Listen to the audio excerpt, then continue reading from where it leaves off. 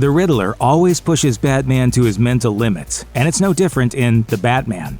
Batman's foe leaves cards for him to find, but there is more to them than initially meets the eye. Keep watching to learn why the Riddler's cards mean more than you think. The Riddler has never been more of an enigmatic figure than in The Batman. While previous live-action iterations have seen the character as a bit of a jokester, particularly when it comes to Jim Carrey's take on the character in Batman Forever, he's deadly serious in this one, taking on the aesthetic of a Zodiac-type serial killer in Gotham. To make that real-world connection all the more apparent, Riddler leaves behind puzzles and ciphers at the scenes of his crimes for Batman and Gotham PD to solve. He's cryptic, all the way down to his capture.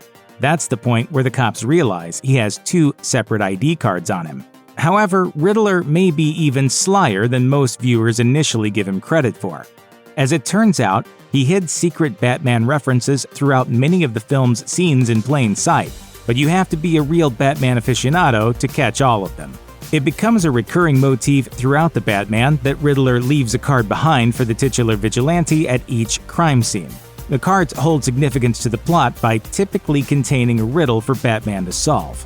Haven't a clue. Let's play a game, just me and you.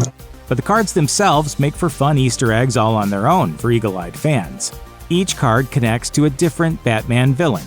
Perhaps the best-known example of this is with the first card containing an owl featured in the Batman trailer. Many fans quickly pointed out the connection to the Court of Owls storyline, with many believing the arc could factor into the sequel's plot. It's unknown if that will be the case, but it nonetheless makes for a fun addition. Similar Easter eggs can be found with the remaining 4 cards, as each one connects with a different Batman villain. The second card contains an image of a mad scientist who bears a striking resemblance to Hugo Strange. The third card features a picture of a woman dressed in green, which immediately makes one think of Poison Ivy. The fourth card is where things get tricky. It's just a black background with 2 large eyes looking toward the viewer.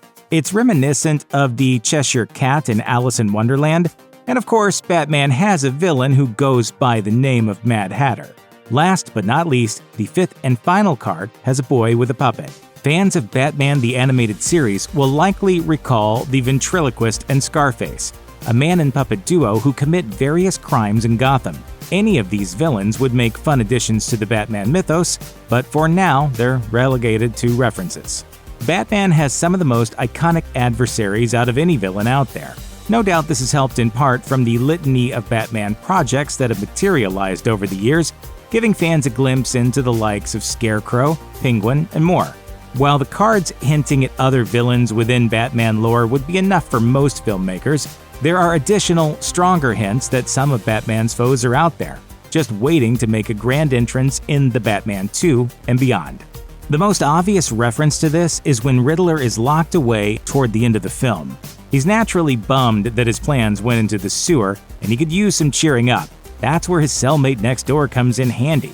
While this individual never receives a name, anyone who's seen a Batman property before can surmise it's Joker by the signature laugh in reference to clowns. You can call me Joker. That's not the only potential reference found in the film. As Batman fights Riddler's minions, he finds himself between a rock and a hard place. He's beaten and worn down, but it's Catwoman who is at the mercy of one of their foes. To give himself a quick burst of energy, Batman reaches for a vial containing a green liquid. He then injects himself with the material, and suddenly, he's on his feet once again and beating the bad guys. Given the enhanced strength and brutality he displayed, it seems the substance is awfully similar to the venom Bane has used throughout his run as one of Batman's villains.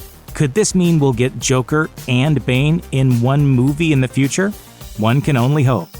Check out one of our newest videos right here. Plus, even more Looper videos about the Batman are coming soon. Subscribe to our YouTube channel and hit the bell so you don't miss a single one.